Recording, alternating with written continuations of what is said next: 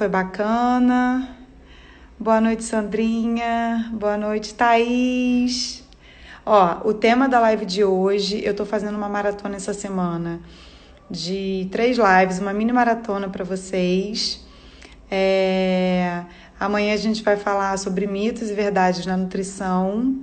E hoje eu tô falando aqui, ó, Pri, uma galera conhecida, pacientes, queridos amigos, família. Pega o aviãozinho, compartilha, porque hoje eu vou falar sobre um tema que eu acho que é interesse de muita gente. Quem perdeu a live de ontem, ela vai ficar gravada até hoje. Eu coloquei um e-bookzinho do resumo da live para quem tiver interesse, tá lá na minha página inicial. Eu tô falando essas coisas para dar tempo do povo entrar, tá? Sempre nos 5 primeiros minutinhos eu tento dar uma enrolada pra galerinha entrando. E hoje, ontem a gente falou desses 10 erros e hoje eu vou falar sobre ciclo de estratégias que muitas pessoas veem como dietas, né? Então a gente vai falar de detox, a gente vai falar de dieta cetogênica, de jejum intermitente, de dieta low carb, dieta plant-based, que é dieta baseada em plantas, né? Que é dieta vegana. Eu conseguiria ficar um dia falando de cada tema. Então, eu vou trazer alguns pontos principais aqui de cada tema e falar para vocês como é que a gente pode colocar isso no nosso dia a dia. A gente pode conseguir diversos benefícios com todas essas dietas, mas que na verdade são estratégias alimentares, estratégias nutricionais, que a gente pode colocar em diversos momentos da nossa semana, ou do nosso mês, ou do nosso ano, dependendo do objetivo de cada indivíduo, tá? Não é uma coisa que tenha que viver em dieta low carb, em viver em dieta cetogênica, em viver tentando fazer um detox, utilizando chás, emagrecedores, sucos verdes, shots, sopas, alimentação líquida. Então, a pessoa que vive com esse conceito, ela na verdade, ela nunca consegue emagrecer, ela acaba ficando naquele efeito sanfona. E sem pensar, e sem contar, né, não só pensando nessa questão do peso, a pessoa sempre fica com aquela sensação de cansaço, falta de energia, aquela necessidade de comer um doce, um carboidrato o tempo inteiro, nunca passa, tá sempre com desejo por algum alimento específico. Então, sempre fica nessa luta com a dieta, com a alimentação, com a balança, aí emagrece e depois engorda, porque não consegue sustentar isso por muito tempo. Então, quando a gente fala dieta, ontem eu até comentei lá na live, tá? Eu nem gosto desse termo, porque dieta é como se desse aquela sensação de que tem prazo de validade para acabar, né? Então, a gente fala muito sobre planejamento alimentar, fazer um plano de acordo com a rotina, com a individualidade, com os hábitos de cada um. Então, isso aí é o que a gente teria que começar a levar em consideração na hora que a gente vai pensar na alimentação, na nutrição, tá? Então, vamos lá, já são 7h05, eu tô sem meu relógio aqui. Eu vou começar, tá? Então, hoje, o tema da live de hoje... Gente, vou pedir pra falar da Holy 30 também. Pri, se der tempo eu falo, tá? Mas, não vai fugir muito dessas estratégias não, tá? Se der tempo eu falo, eu peguei esses 5 temas que são os temas mais discutidos, as dúvidas mais comuns, é o que a gente vê mais em alta aí nas redes sociais, né? Fazendo nas mídias, blogueiro, artista, enfim. E aí a pessoa acaba achando que tem que fazer, faz de forma orientada e acaba tendo consequências ruins. Mas posso falar isso também. Então, primeiro, gente, vamos lá. Esses ciclos de estratégias, por que eu falei ciclos de estratégias? Porque, na verdade, todas essas dietas que eu tô pontuando aqui... Boa noite, Neirinha. Boa noite, gente. Vão entrando. Podem me mandando dúvidas se vocês tiverem, tá? Rafa, querida, bem-vinda. Vocês podem me interromper. Sempre que eu terminar de falar sobre algum tema específico, eu vou dar uma olhadinha. Se eu falar no meio, eu vou me perder. Então, se vocês quiserem facilitar, vocês podem mandar pontinho de interrogação, a pergunta nesse pontinho de interrogação que tem aqui, tá? Que aí aparece para mim, aí eu clico e todo mundo visualiza também. Eita, deu uma pausa aqui. Então, vamos lá. Primeiro eu vou falar, então, começando a falar um pouquinho dos ciclos de estratégias, né? Quando eu falo de ciclos de estratégias, eu gostaria que vocês começassem a entender essas dietas como estratégias que a gente pode utilizar em diversos momentos do nosso ano, do nosso mês, da nossa semana, como uma forma da gente tirar o nosso metabolismo, o nosso organismo daquele estado adaptativo. Quando a gente já está fazendo uma alimentação há um tempo, da mesma forma que quando a gente segue uma planilha de treino, um treino de musculação, por um tempo a gente tem que mudar, para o nosso organismo não ficar adaptado e ficar naquele platô, a gente tem que fazer a gente deve fazer a mesma coisa com a alimentação. Então, o que a gente tem que fazer? O que é o indicado, né? Quando a pessoa chega naquele platô, que não consegue mais uma hipertrofia, que não consegue mais um emagrecimento, que não consegue sair daquela zona, o corpo não muda, a composição corporal não muda, pode ser interessante a gente adicionar alguma dessas estratégias, seja na semana, seja no mês, seja no ano, né, dependendo do objetivo de cada um, como eu falei inicialmente, para que ela saia desse platô, para que o nosso organismo não se acostume com isso. Então, existem diversas formas da gente agir, diversas formas da gente pensar, diversas formas que a gente pode colocar essas estratégias, tá? Então, primeiro, vamos falar do detox. Quando a gente fala detox, a pessoa tem, né, meus pacientes normalmente entendem detox como: vou passar fome, vai ser uma dieta que eu só vou tomar suco, chá, sopa, restrição alimentar. O detox, primeiro, não existe suco detox, não existe dieta detox. Isso aí é um nome inventado pela indústria, como uma forma de vender alguma coisa. Na verdade, o que existe, o nosso organismo faz uma detoxificação.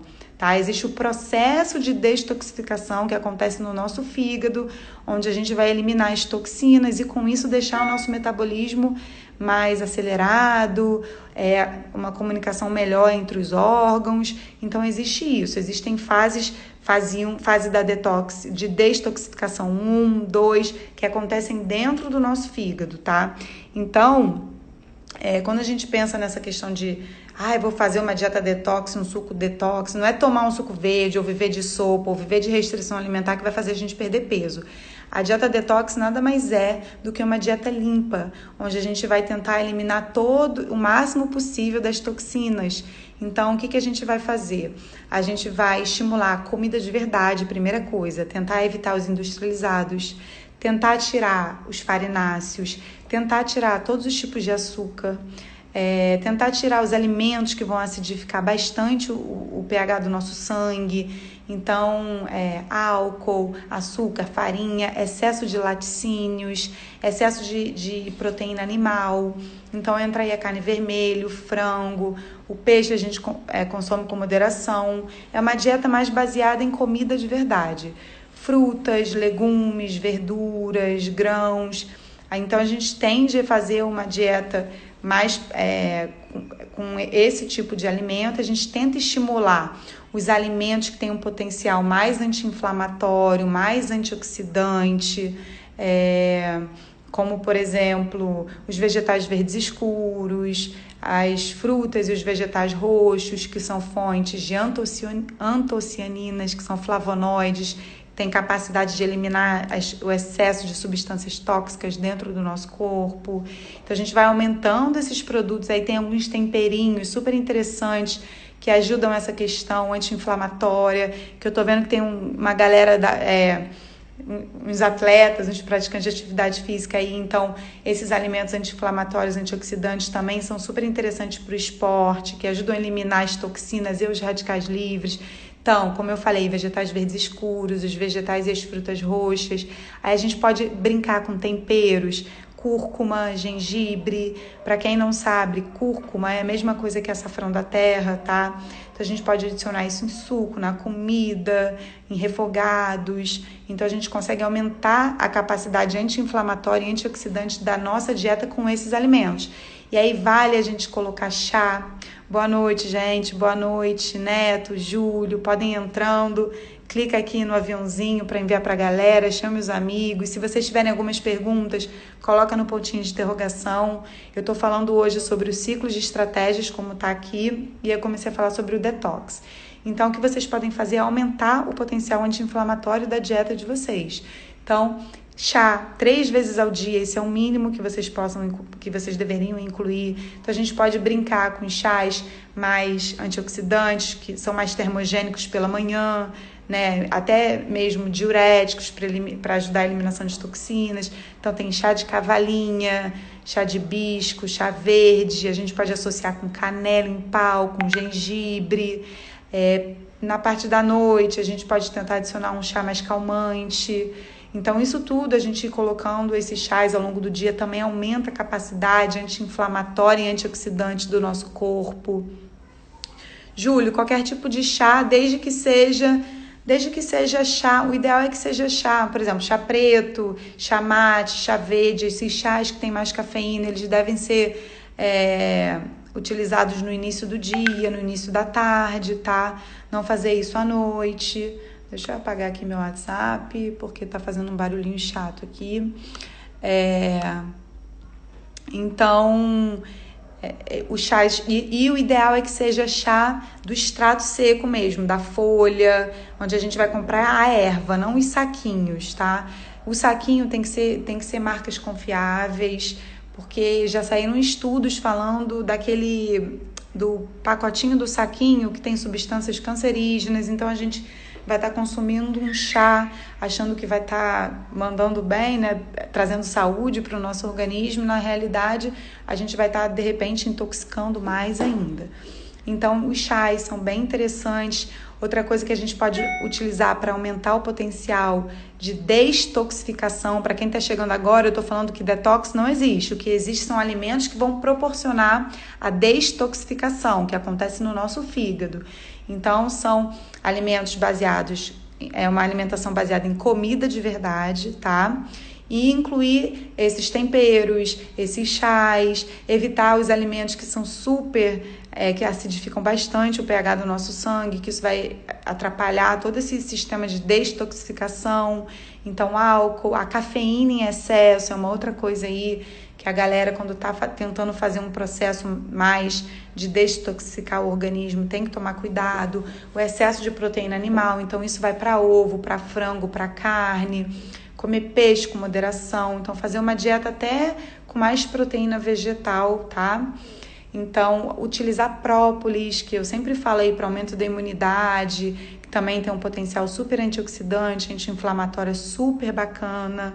A gente pode utilizar como estratégia para aumentar esse potencial o própolis, a gente pode utilizar pólen, a gente pode utilizar geleia real. Então, existem várias coisas que a gente consegue utilizar. E o benefício de fazer um detox é que a gente consegue eliminar com mais facilidade as toxinas do nosso organismo, fazendo com que o pH do nosso sangue ele fique mais básico e fazendo com que todos os nossos órgãos consigam se comunicar melhor entre si. Intestino com cérebro, com fígado, com rim, e com isso nosso metabolismo trabalha ao nosso favor.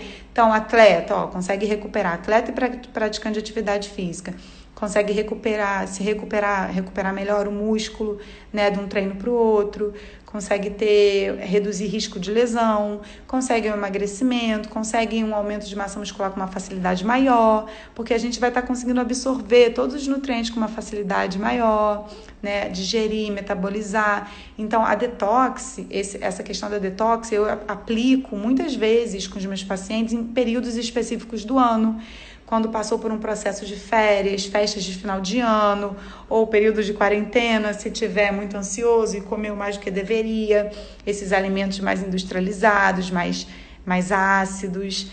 Então, vou só terminar esse raciocínio e eu vejo a pergunta de vocês, antes de entrar para o outro tema. Que eu estou vendo que vocês estão interagindo comigo, eu não quero deixar de interagir com vocês. Então, a gente tem que tentar...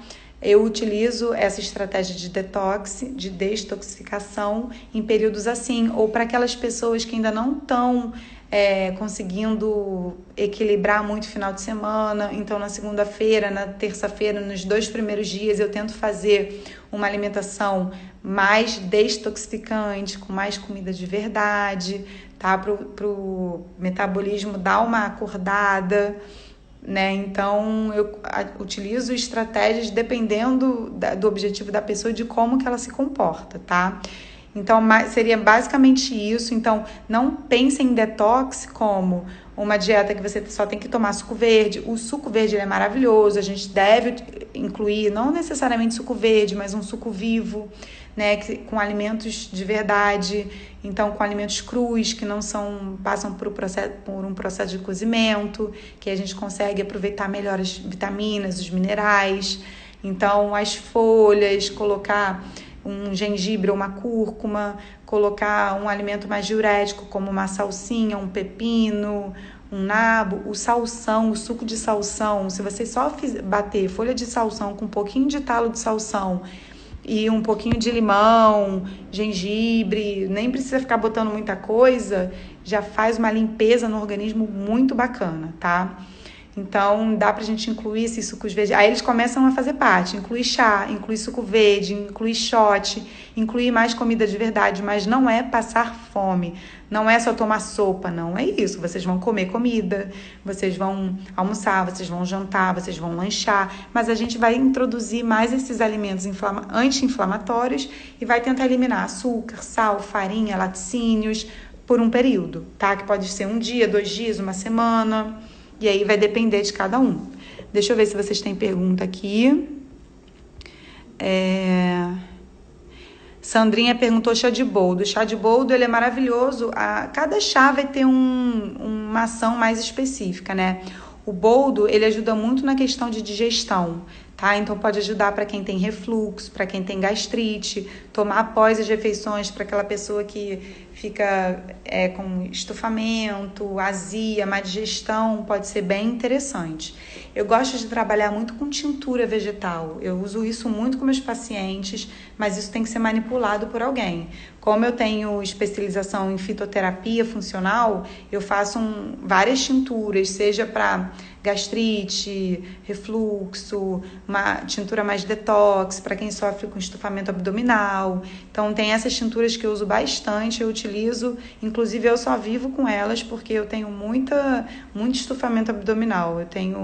Eu não consigo digerir diversos alimentos da forma ideal. Então, eu estou sempre com essas tinturinhas para tomar antes ou depois das refeições, das grandes refeições. Então, isso também é uma outra coisa que dá pra gente fazer. Mas, para quem sofre com isso, exemplos de chá,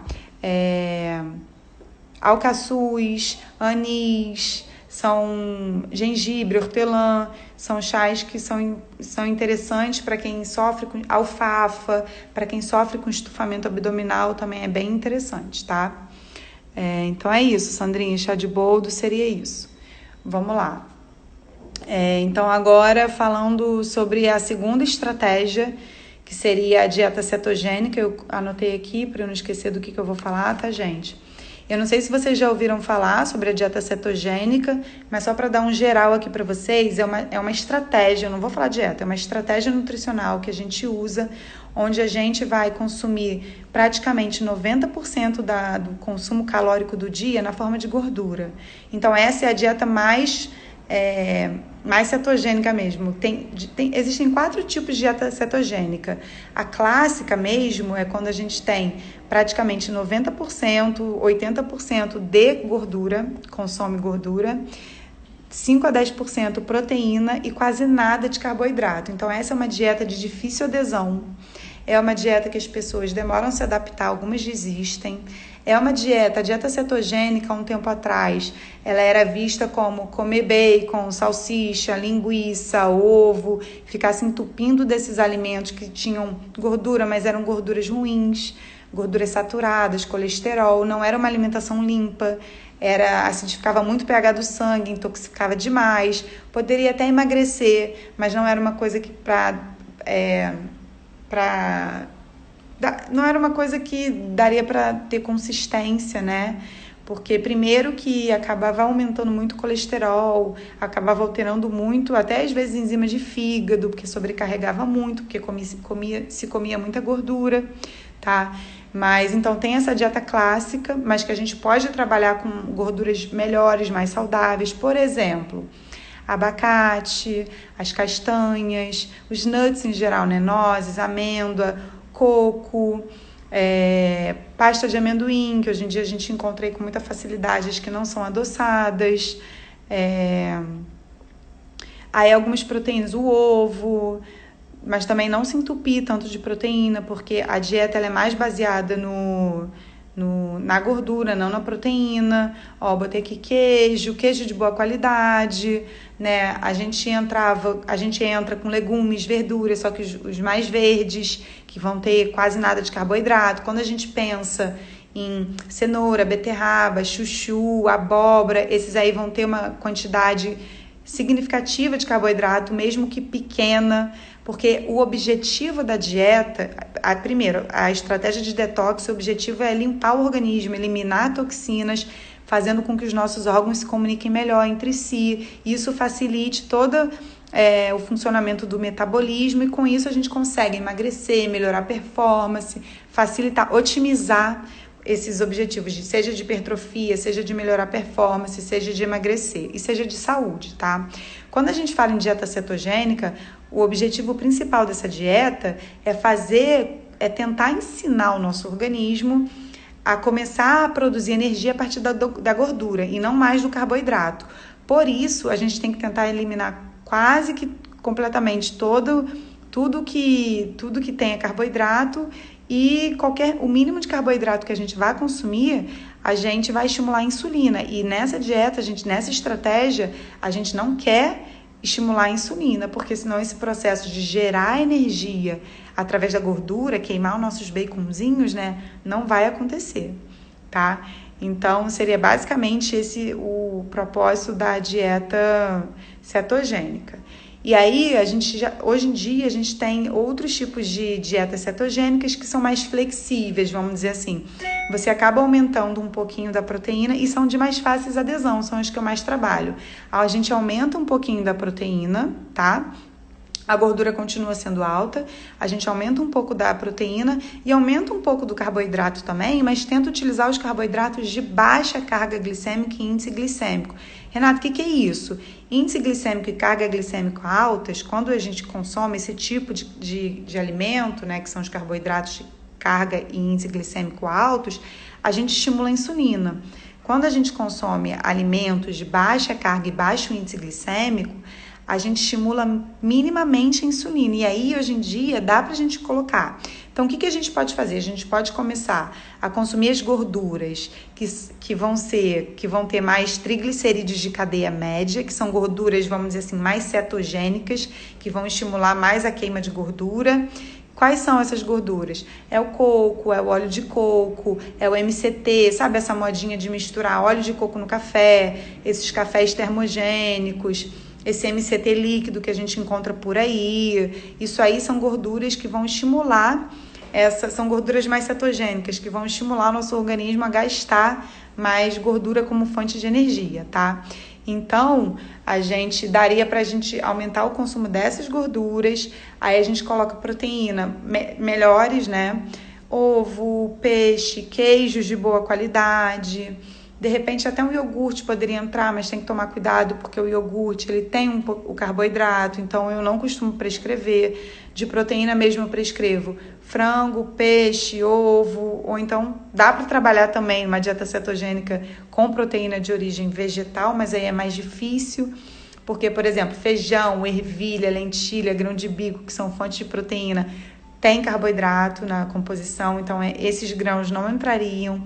A gente teria que trabalhar com semente de abóbora, girassol, tofu, cogumelos, mesmo assim de forma equilibrada, tá? Então, proteínas seriam essas. E de carboidrato, nessa cetogênica mais flexível, a gente poderia colocar frutas, mas só tipo limão, maracujá, que vão estimular quase nada a insulina. Outras também de baixa carga glicêmica em pequena quantidade, e aí priorizar tentando colocar antes de um exercício, depois de um exercício, por exemplo, morango, kiwi, daria pra gente colocar. Tem até alguns protocolos que usam até banana se a pessoa for treinar, mas assim, teria que encaixar no consumo aí, equilibrar no consumo do dia a dia da pessoa para ver o quanto de carboidrato ela está consumindo, porque a gente não quer estimular a insulina, tá? Esse é o propósito da dieta cetogênica, estimular o mínimo possível. E aí, os vegetais verdes escuros, cenoura, beterraba na forma crua, de repente daria para entrar um pouquinho, mas ficaria mais no brócolis, couve-flor, couve, espinafre, nas folhas, nos vegetais tipo A, pepino, rabanete, brócolis, eu já falei, né, alcachofra, berinjela, abobrinha. Então, os que a gente evitaria seria cenoura, beterraba, chuchu, abóbora, vagem, quiabo. As raízes não entrariam de jeito nenhum. Não entraria pão, não entraria tapioca, não entraria aveia, de repente uma farinha de coco, uma farinha de castanha, uma farinha de amêndoa. A gente trabalharia com esses alimentos, tá? Então, a dieta cetogênica, quanto que a gente pode fazer? Quando o nosso corpo entrou num platô, a gente não consegue mais mudar, a gente quer começar a ensinar o nosso organismo a queimar gordura a partir produzir energia a partir da gordura, mas esse processo ele demora pelo menos 2 semanas para o corpo se acostumar com isso. Então, talvez nessas 2 primeiras semanas sejam semanas difíceis, tá? Porque é muito difícil a gente do nada começar, nosso corpo não vai acordar e falar assim, oi, hoje eu quero começar a queimar meus bacons, usar todas as minhas gordurinhas armazenadas e começar a queimar. Acordei de bem com você, vou te ajudar. Não é assim. O nosso corpo vai sempre tender a usar o carboidrato como fonte de energia. Então, a dieta que a gente faz vai estimular o nosso corpo a queimar mais gordura se a gente estiver com essa ausência de carboidrato. Mas tudo isso tem que ser um período de adaptação e aos pouquinhos. Não é da noite para o dia uma pessoa que está com muito excesso de peso querer fazer essas estratégias de forma abrupta, sem orientação, não vai funcionar. A pessoa vai ter piora da compulsão, vai ficar naquele efeito platô, porque vai conseguir, depois vai voltar comendo mais ainda. Então, a gente tem que entender o momento certo de fazer cada estratégia. Por isso que eu fiz questão hoje de vir falar de cada uma delas, que é o que chega mais no meu consultório, que as pessoas têm mais dúvida. Então, falamos de detox, falamos da dieta cetogênica. Deixa eu ver se tem alguém aqui me perguntando sobre alguma coisa. Tem uma perguntinha aqui. Boa noite. Qual lugar você indica para compra de ervas? Eu acho que o Marcos estava perguntando, só a gente voltar um pouquinho aqui, que eu quero interagir com vocês, sobre a questão das ervas dos chás, que eu falei quando eu estava falando lá sobre a dieta detox. Então, o ideal seria comprar essas ervas que vendem a granel, em Casas Pedro, por exemplo. Eu tenho muita desconfiança a respeito de fungo, a forma que elas são armazenadas. Eu acho mais interessante comprar em lojas de produto natural, aquelas que vêm empacotadas, embaladas, tá? Eu gosto muito de algumas marcas do Organic Indian, que vocês encontram, apesar de ser importado, encontram também em loja de produto natural. Tem um quiosque no Leblon, no Rio Sul, falando aqui do Rio de Janeiro, né? Que é o Tea Shop, que vendem ervas de procedência que eu sei que são boas, mas no geral, em lojinhas de produto natural, essas que vêm empacotadinhas, na forma de erva seca mesmo, podem ser consumidas sem problema nenhum, tá? Então, vamos voltar aqui. Só mais respondendo essa outra do Marcos, alguns dos chás citados alteram a pressão arterial? Sim, Marcos. O hibisco, o chá preto, o chá mate, o chá verde, eles podem alterar. Isso não quer dizer que você não pode consumir, tá? Mas tem que ser consumido com moderação e tem que ver qual é o melhor momento do dia para você consumir e a quantidade. Eu não sei nem se você ainda está aqui, mas eu respondi suas perguntas. Para quem está entrando agora, dúvida, me manda perguntinha aqui, que quando eu terminar de falar de cada dieta, de cada estratégia, eu vou responder, tá? E se vier eu bater o olho aqui em alguma no meio da nossa conversa, eu respondo também. Então, falamos das estratégias de detox, que não existe detox, para quem está chegando agora, detox não existe. O que existe é detoxificação do nosso organismo. Dieta cetogênica, que na verdade é uma estratégia para a gente ensinar o nosso corpo a usar a gordura como fonte de energia, ao invés de usar o carboidrato. Com isso, a gente consegue ter um emagrecimento, mas isso é um treino, a gente tem que treinar o nosso organismo, não é da noite para o dia que isso acontece. Eu vou até falar um pouquinho mais quando eu falar, eu acho que da próxima estratégia, deixa eu ver, que é o jejum intermitente. Gente, esse para mim é uma das estratégias mais eficazes, que eu era um pouco desconfiada, tá? E aí eu comecei a estudar a respeito. Inclusive, eu já fiz 2 grupos de desafio fazendo jejum, onde eu criei protocolos para os participantes seguirem. Deixa eu só responder mais uma pergunta aqui antes de começar, então, o jejum. Estão me perguntando aqui sobre café. Pode ser consumido na citogenética? Olha, o café é fonte de cafeína, né? A cafeína em excesso, ela não é interessante. Quando consumida com moderação, a gente consegue diversos benefícios, aumenta foco, aumenta a concentração, aumenta o metabolismo, aumenta a recuperação do glicogênio muscular, que são os nossos estoques de energia após o treino. Então, a cafeína pré-treino acelera, a cafeína pós-treino, quando consumida junto com carboidrato, ajuda a recuperar. Só que numa dieta detox, a cafeína ela tem que ser evitada porque ela dá uma leve acidificada no nosso sangue. Ela não é tão interessante, tá? Então, seria basicamente isso. Então, voltando, eu vou falar do jejum, que é uma das estratégias que hoje em dia eu mais uso, que eu mais gosto, que eu mais vejo resultado. As pessoas têm muito medo, preconceito com jejum, assim como eu já tive um dia, né? Eu achava que tinha que comer de 3 em 3 horas. Não eu, mas todos os nutricionistas, a gente estudou isso, a gente leu isso, a gente não estudava muito sobre o jejum. E hoje em dia isso caiu por água abaixo. Isso não quer dizer que você não deve comer de 3 em 3 horas, dependendo do seu objetivo, se a pessoa é um atleta, se a pessoa é um praticante de atividade física que faz alto volume, alta intensidade, ela tem que comer em intervalos menores para ela conseguir uma recuperação do glicogênio muscular. Inclusive as estratégias de jejum, eu só uso em atleta ou praticante de atividade física, triatleta, a galera do pedal, a galera da maratona que faz muito volume, eu uso quando está em período de base, quando está voltando, quando saiu de férias, saiu de festas de final de ano, e aí eu uso para tentar dar uma ajudada nessa perda de peso, porque o volume de treino ainda está baixo, a intensidade ainda está baixa, dá para treinar em jejum. Agora, deixa eu só responder mais uma pergunta aqui antes de começar então o jejum. Estão me perguntando aqui sobre café, pode ser consumido na citogenética? Olha, o café é fonte de cafeína, né? A cafeína em excesso, ela não é interessante. Quando consumida com moderação, a gente consegue diversos benefícios, aumenta foco, aumenta a concentração, aumenta o metabolismo, aumenta a recuperação do glicogênio muscular, que são os nossos estoques de energia após o treino. Então, a cafeína pré-treino acelera, a cafeína pós-treino, quando consumida junto com carboidrato, ajuda a recuperar. Só que numa dieta detox, a cafeína ela tem que ser evitada porque ela dá uma leve acidificada no nosso sangue. Ela não é tão interessante, tá? Então, seria basicamente isso. Então, voltando, eu vou falar do jejum, que é uma das estratégias que hoje em dia eu mais uso, que eu mais gosto, que eu mais vejo resultado. As pessoas têm muito medo, preconceito com jejum, assim como eu já tive um dia, né? Eu achava que tinha que comer de 3 em 3 horas. Não eu, mas todos os nutricionistas, a gente estudou isso, a gente leu isso, a gente não estudava muito sobre o jejum. E hoje em dia isso caiu por água abaixo.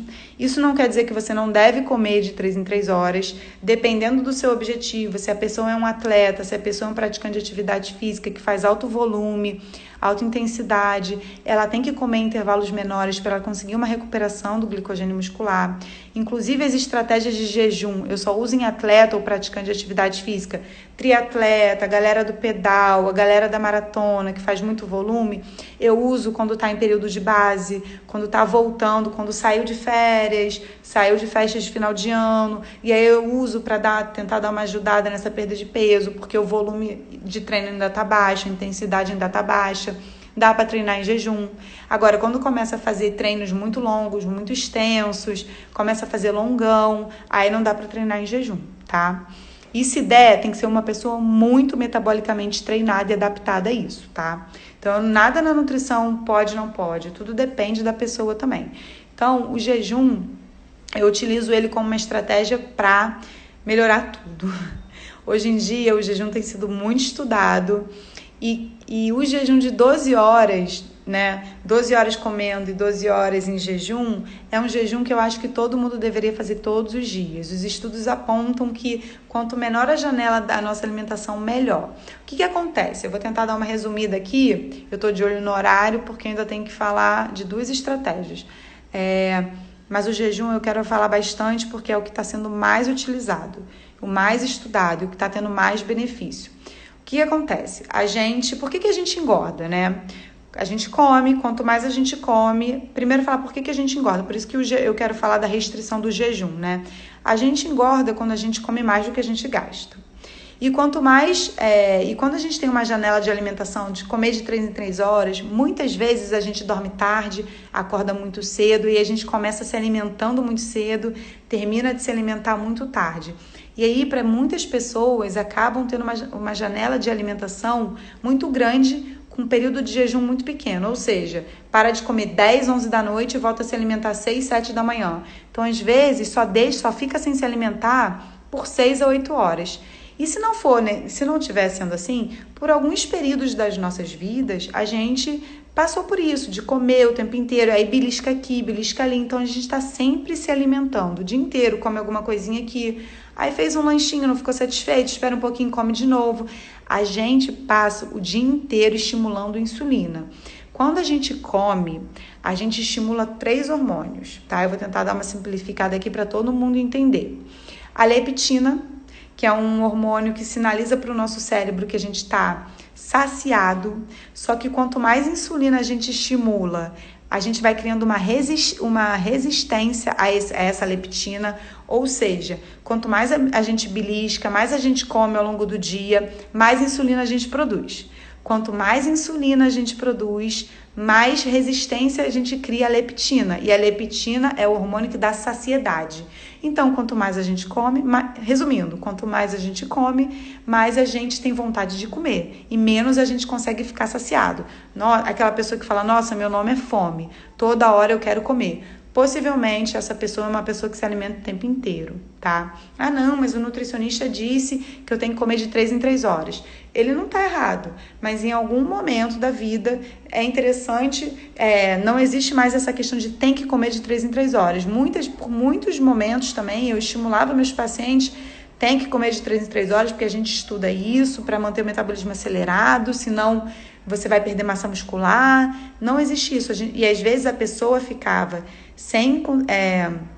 não tinha fome, mas olhava no relógio e tá na hora de comer. Quando a gente se obriga a comer, nosso metabolismo não tá querendo, nosso organismo não tá querendo comer aquilo ali naquele momento. Então a gente vai estar dando uma energia que o nosso corpo não precisa. Então a gente vai estar estimulando isso, produz insulina e a gente começa a ter a resistência a esse hormônio que dá saciedade pra gente, a gente nunca fica satisfeito. E aí, quando a gente produz muita insulina, também que é quando a gente come o tempo inteiro, ou intervalos muito curtos, a gente estimula a produção de um outro hormônio, que é o LPL, tá? Que é lipase lipoproteica. Qual é a função desse hormônio? Armazenar gordura dentro dos nossos tecidos, ou seja, engordar. A gente vai colocar gordura, energia para dentro do nosso tecido adiposo e isso vai se transformar em energia, vai se transformar em gordura. Então, quanto mais a gente se alimenta, mais a gente estimula esse hormônio. E quanto mais a gente estimula esse hormônio, mais a gente inibe um outro hormônio, que é o HSL, que é lipase hormônio sensível, que tem um papel oposto desse outro. O papel da HSL é quebrar nossa gordura, que é o que a gente quer. Então, vamos lá, gente, resumindo para quem está entrando agora. Quando a gente come o tempo inteiro, a gente estimula a insulina. Quanto mais insulina a gente estimula, mais resistência a gente vai criando à leptina, que é o hormônio que dá saciedade. Então, quanto mais insulina a gente quanto mais a gente come, mais insulina a gente estimula e menos saciado a gente vai ficando. E aí, quanto mais insulina a gente produz também, a gente vai estimulando a produção de um hormônio que vai estimular o armazenamento de gordura dentro dos nossos tecidos. E aí, a gente também vai deixar de estimular o hormônio que vai quebrar a gordura dos nossos tecidos. E o jejum faz exatamente o oposto. Quando a gente consegue ficar em jejum, a gente começa a estimular essa enzima que eu falei que é a HSL, que é a lipase hormônio sensível, que tem função de quebrar as gordurinhas que estão armazenadas dentro do nosso tecido. Então, o jejum ele é interessante primeiro, qual é o benefício do jejum? Do contrário que a gente acha, O jejum, quando bem feito e feito de forma orientada e fazendo aos pouquinhos, progredindo aos pouquinhos, a gente consegue controlar o apetite, reduz muito o apetite, reduz muito a vontade de doce, a gente começa a melhorar o nosso sono, porque melhora um gene, que é o gene clock, que está relacionado com o nosso sono, a pessoa começa a dormir melhor, começa a melhorar a flora bacteriana do nosso intestino, então nosso intestino funciona melhor. Lembra que eu falei ontem, não sei se vocês estavam aqui, quando o nosso sono e o nosso intestino estão bons, estão legais, estão regulares, a gente fica menos ansioso, a gente fica menos estressado, consequentemente, a gente fica menos compulsivo, com menos apetite, consequentemente, emagrecimento, tá? Sem contar, gente, que a gente... Aí tem diversos jejuns, né? Tem o de 12 horas comendo e 12 horas sem comer, aí tem o 14 horas comendo e 10 horas sem comer, aí tem 14 horas em jejum e 10 horas comendo. Aí tem 16 horas em jejum e 8 horas comendo. Tem 18 horas em jejum e 6 horas comendo. E tem 24 horas em jejum. Então, a gente vai progredindo de nível em nível, dependendo do quanto que você já está treinado. Eu tô vendo que tem gente mandando perguntas, já eu respondo, só para terminar o raciocínio. Então, por exemplo, a pessoa que é iniciante, eu sempre oriento a pessoa a iniciar pelo jejum de 12 horas. E o jejum noturno, que é o quê? Para de comer até 8 da noite e volta a se alimentar 8 da manhã. Esse é um jejum mais fácil da gente fazer. E aí, esse jejum, ele pode ser feito todos os dias. Agora, você quer ir já para a segunda etapa do jejum. Então, você pode começar 1 ou 2 vezes na semana, estender esse jejum de 12 horas para 14 horas. Então, na próxima semana eu vou tentar fazer 14 horas. E aí, num outro dia, que não precisa ser seguido, você estende mais 2 horas. Então, você faz 14 horas. E aí, até você chegar no 16 e 18 horas, que devem ser feitos de 2 a 3 vezes na semana. Não mais que isso. E o de 24 horas, para quem já é mais treinado, pode ser feito também 1 vez na semana. Agora, os estudos, eles mostram mais benefícios em relação a tudo isso que eu falei a partir do jejum de 16 horas. A partir não, tá? O jejum de 16 horas e o de 18 horas é o mais interessante de ser feito para a gente ter benefício do sono, do intestino, melhora da saúde, prevenção de doenças, melhora da sensibilidade à insulina, então a gente evita ter diabetes, ou a pessoa que já é diabética começa a conseguir controlar melhor a insulina, os hipertensos também. Então a gente começa a ter benefícios e além de ter benefícios para as pessoas que já têm essas doenças, a gente também consegue prevenir as que teoricamente estão aptas a desenvolver, tá? Então, o jejum, ele seria bem interessante nesse sentido. E aí o de 24 horas, gente, o jejum de 24 horas, a gente começa a ter morte das nossas células, apoptose, né, que é a morte das nossas células antigas, e começa a fazer uma renovação celular, que para o nosso metabolismo é excelente. A gente começa a melhorar, né, a nossa longevidade, a gente vai tendo células novas, então a gente começa a ter mais saúde e com isso a gente vai conseguindo estender o nosso tempo de vida. Então, vou começar a fazer o jejum de 24 horas da noite pro dia, aí não vai ser saudável. Eu consigo fazer jejum de 18 horas todos os dias, também não vai ser saudável, que aí você vai começar a ter deficiência de diversos nutrientes. Quando o seu corpo se acostuma a ter essa prática todos os dias, ele perde os benefícios. Então, o jejum que pode ser feito todos os dias são 12 horas. Os outros a gente tem que ir colocando 2 vezes na semana, ou 3, não mais que isso, tá?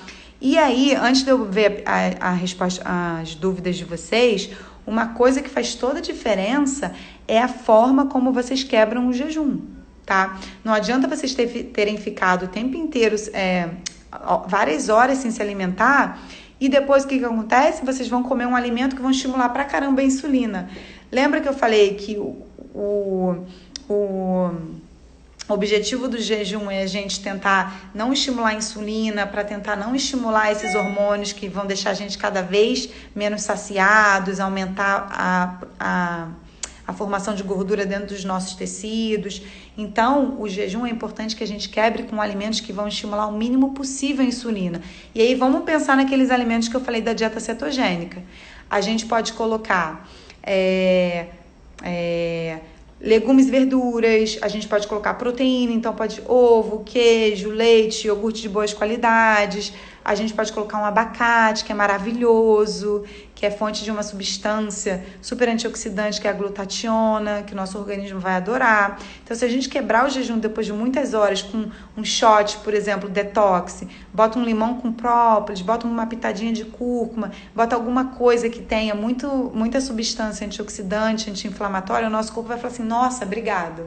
É como se ele agradecesse por estar recebendo aquele boom de nutrientes maravilhosos e depois a gente ainda colocar alguma coisa que não estimule muito a insulina.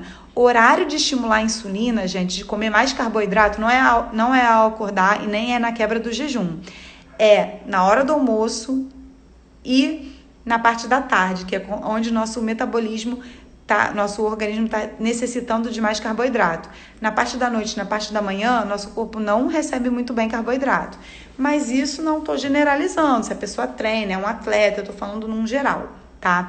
Eu vou só ver aqui o que vocês têm de dúvida, vou responder. Não vou me estender muito no jejum, porque jejum dá para falar muito aqui. E aí eu vou falar da dieta low carb rapidamente e da vegana. A gente só tem mais 10 minutos. Deixa eu ver as dúvidas. Pessoas idosas que fazem uso de medicamento pela manhã podem fazer jejum? Olha, Sandrinha, quem não pode fazer jejum são pessoas que têm algumas doenças, são grávidas, são crianças. Tem que ver quanto idosa é essa pessoa e quais são os medicamentos que ela utiliza. Tem alguns medicamentos que a gente só pode utilizar ingerindo alguma coisa. Outros, por exemplo, medicamentos da tireoide, a gente tem que estar em jejum. Então, teria que analisar esse caso certinho. O que comer após o jejum? Exatamente isso, Sandra. Você não pode sair comendo pão, tapioca, arroz branco, nada que vai estimular muito a insulina, tá? Você pode colocar fruta, mas se tiver uma fibra, por exemplo, quero comer uma banana, um mamão, bota uma chia, bota alguma coisa para baixar essa carga glicêmica e aí tenta comer mais gordura, bota um ovinho, né? Se a quebra do jejum for um café da manhã. Se for um almoço, evita arroz.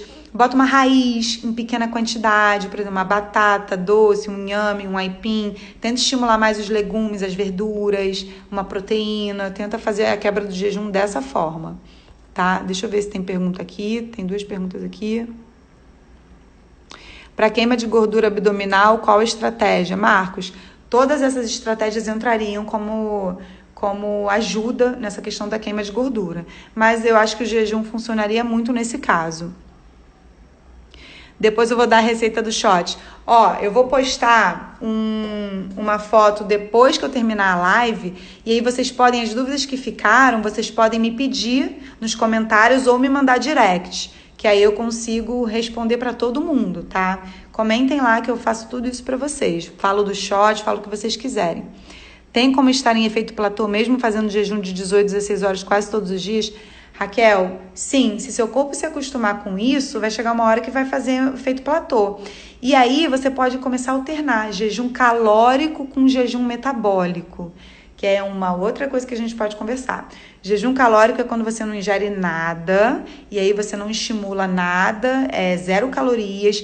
E o jejum metabólico é quando você ingere alimentos com baixa caloria e que não tem nada de carboidrato. Por exemplo, botar um limão, botar uma gordura TCM, um óleo de coco, um óleo de abacate, colocar algumas coisas assim que vão estimular, vão dar energia para o seu corpo, mas vão continuar sem estimular a insulina e talvez vocês dando esse tipo de gordura boa, esse TCM, né? Esses triglicerídeos cadê médio pode até estimular a queima de gordura. Então, de repente, no seu caso, a gente pode ciclar esse jejum metabólico com calórico. E aí, se você fez jejum de manhã, sei lá, se seu jejum é noturno, vale, de repente, você mantém esse jejum de 18, 16 horas, mas troca o horário que você faz. Aí você pode fazer dessa forma. Tá? Então, eu vou só falar, só faltam 7 minutos, eu ainda tinha 2 coisas para falar com vocês. Eu vou falar rapidamente, então, da dieta low carb, porque eu não queria deixar de falar. Dieta low carb, gente, é uma dieta baseada em comida de verdade. Não é uma dieta sem carboidrato, ok? Vinho todo dia pode, né? Depende da quantidade, depende se final de semana você faz um consumo mais exagerado. Mas se for em uma tacinha por dia, todos os dias, sem exceções de final de semana, aí até poderia entrar, dependendo do seu objetivo e do seu caso. Mas falando na dieta low carb, gente, então muita gente se confunde dieta low carb com dieta no carb, dieta sem carboidrato. Dieta low carb é a dieta que pode entrar até 40% do consumo que a gente come da energia na forma de carboidrato. Mas os carboidratos vão ser os carboidratos de baixa carga e índice glicêmico, as frutas com menos índice glicêmico, como eu falei antes, limão, abacate, coco, kiwi, ameixa, morango, maracujá, as raízes em menores quantidade, pode entrar um pouquinho de aveia, aí a gente pode começar a estimular, por exemplo, grãos de bico, feijão podem entrar, mas a gente pode começar a estimular o consumo desses carboidratos em momentos estratégicos, antes de um treino ou depois de um treino, em momentos que o nosso corpo vai conseguir utilizar ele com uma facilidade melhor, até mesmo para conseguir repor a energia que a gente gastou no treino. Então, existem momentos mais para a gente otimizar esse uso do carboidrato, né? E aí utilizar carboidratos de baixa carga glicêmica ao longo do dia. E nessa dieta vale a gente tentar evitar todos os tipos de industrializados, mesmo aqueles fits, aqueles que são diets, lights, adoçados. Isso tudo vai atrapalhar nessa questão da dieta low carb, tá? Então, só esse insight que eu queria deixar com vocês, que dieta low carb, e tem pessoas, não tem certo e errado, tem que comer muito carboidrato. Não, tem pessoas que metabolizam muito melhor a gordura do que o carboidrato. Então, se sentem melhor consumindo pouco carboidrato, mas isso não quer dizer nada. Zero carboidrato é ruim, principalmente se a pessoa for praticante de atividade física, tá? Então, a dieta low carb é basicamente isso. E os benefícios que você tem com essa dieta seria você conseguir também controlar o apetite, regular melhor a insulina, e com isso você vai ter mais saciedade. Todos aqueles benefícios que eu falei que o jejum te daria, a low carb poderia te dar também, tá? E a dieta baseada em plantas, gente, é uma dieta que você vai eliminar demais esse consumo de alimentos que acidificam mais o pH do nosso sangue, porque não vai entrar carnes, não vai. A proteína animal, ela é ruim quando consumida em excesso, porque ela vai gerar uma toxicidade maior para o nosso fígado, para o nosso intestino, então aumenta a permeabilidade das células do nosso intestino. Então, quando a pessoa começa a fazer uma dieta vegana, ela sente muito melhora no sono, na pele, no intestino. Então, começa a melhorar muita coisa, mas não tem que... Muitos atletas vieram me perguntar uma vez se tinha que fazer, depois de um documentário que teve, dieta dos gladiadores, que tinha que se tornar vegano, porque comer carne, comer produtos de origem animal era muito ruim. E é aquilo que eu falo, não existe uma verdade absoluta, cada pessoa é única, cada indivíduo vai se dar melhor com um tipo de dieta ou não. Então, reduzir o consumo de proteína animal, isso já está mais que comprovado de que isso tem muito benefício. Porque quando a gente consome... E dieta vegana é muito relativo. Se você comer batata frita e tomar Coca-Cola todos os dias, eu posso falar que você é vegano. Você não vai estar consumindo nada de origem animal. O ideal é que essa dieta vegana seja uma dieta plant-based, baseada em plantas, em grãos, com os alimentos que vão ter um potencial maior, mais anti-inflamatórios, antioxidantes. Então, a gente tem que ter atenção com consumo de alimentos fonte de vitamina D, alimentos fonte de ferro, vitaminas do complexo B, principalmente a B12, que são nutrientes que estão mais presentes em alimentos de origem animal. Mas isso não quer dizer que uma pessoa não possa se tornar vegana e que ela vai ter a deficiência desses nutrientes. Então, a gente consegue ter uma alimentação orientada com um profissional capacitado em que a pessoa consiga não ter essas deficiências mesmo sendo vegano. Então, de novo, uma coisa que eu sempre passo para os meus pacientes é levedura nutricional, que é um alimento proteico e fonte de complexo B e vitamina B12, tá? Algas, para quem entra nessa dieta vegana, semente de abóbora, girassol, as leguminosas, então feijão, ervilha, lentilha, grão de bico, os vegetais verdes escuros, isso tudo são alimentos que não podem faltar na dieta da pessoa que é vegana, tá? E aí, gente, você precisa se tornar vegano? Não, mas o que eu estimulo também para tentar sair do platô é utilizar a dieta vegana como uma estratégia para o seu corpo entender para ele responder de uma outra forma. Então, sabe aquela bandeira da segunda sem carne? Às vezes eu até estimulo, vamos tentar fazer uma vez por semana uma dieta vegana, vamos estimular segunda-feira, então você não vai comer nenhum tipo de proteína animal. Então, nesse dia, você vai entender como que é uma dieta vegana, sem nada, sem laticínio. Tem pessoas que falam, eu não sei viver sem queijo, eu não sei viver sem leite, sem iogurte, sem carne, mas quando a gente dá substitutos, e não são substitutos caros, não são coisas difíceis de fazer, a pessoa fala, nossa, eu quero ser vegano. Achei que fosse tão difícil, porque às vezes a pessoa ela não se sente muito bem com proteína animal, mas ela não consegue ter alternativa, acha que é difícil, acha que é caro. Pelo contrário, uma dieta vegana é bem mais barata do que uma dieta não vegana, porque não vai entrar carne, não vai entrar leite, não vai entrar queijo, que são alimentos caros, né? E a gente não precisa ficar comprando os alimentos mais caros para tentar fazer uma dieta vegana. A gente consegue sem ter um custo-benefício tão grande, um custo tão grande. Deixa eu ver se vocês perguntaram mais alguma coisa aqui. Dieta cetogênica é uma boa para sair do platô?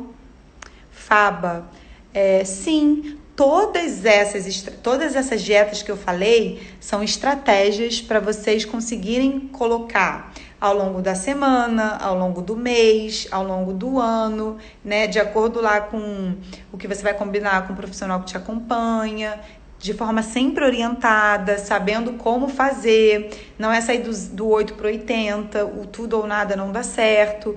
Todas essas 5 que eu falei, eu falei do processo de detox, falei da dieta cetogênica, jejum intermitente, dieta low carb e dieta baseada em plantas, né? Então, todos esses 5 tipos de dieta são estratégias que a gente pode utilizar ao longo do mês para a gente sair do platô, para a gente começar a ensinar o nosso organismo a utilizar gordura como fonte de energia, para a gente ter mais saúde, para a gente diminuir o risco de doenças. Mas se você pegar uma dessas dietas e ter como estilo de vida e só viver com ela, não acho tão interessante, tá? A gente não sabe, por exemplo, o jejum feito de forma contínua, não tem estudos comprovando que a pessoa vai ter saúde, vai deixar de ter uma deficiência. A dieta baseada em plantas, 100% vegana, não sei se todo mundo vai se adaptar, porque tem essa questão genética. A dieta cetogênica não é sustentável fazer por um período muito grande, porque você pode acabar tendo deficiências, né? Então, todas essas questões que eu levantei aqui são estratégias que podem utilizar, seja para sair do platô, e aí a gente pode emagrecer, a gente pode conseguir uma hipertrofia, a gente pode conseguir melhorar, né, otimizar a nossa síntese de proteína, hipertrofia, recuperação muscular. Então, atleta, praticante de atividade física, não atleta, pessoas muito obesas, pessoas que estão doentes, que precisam melhorar qualquer desses parâmetros, podem usar essas estratégias, mas nunca sozinhos. Tá, gente? Tá faltando 1 minuto e 15 para derrubar minha live. Então, hoje, a outra live terminou hoje, né? Que ficava salva 24 horas, mas eu fiz um link e que eu tô colocando à disposição para quem tá na minha lista de e-mail. Se você tiver interesse em receber a live que rolou ontem, onde eu falei os 10 erros do emagrecimento, 10 erros ocultos no emagrecimento, esse link eu posso disponibilizar para você, me chama no direct ou comenta que eu vou postar agora. Se vocês tiverem alguma dúvida sobre o que aconteceu hoje, se vocês quiserem receita de shot, que nem vocês estão me falando, comenta na foto ou me chama no direct, que eu passo todo esse material para vocês.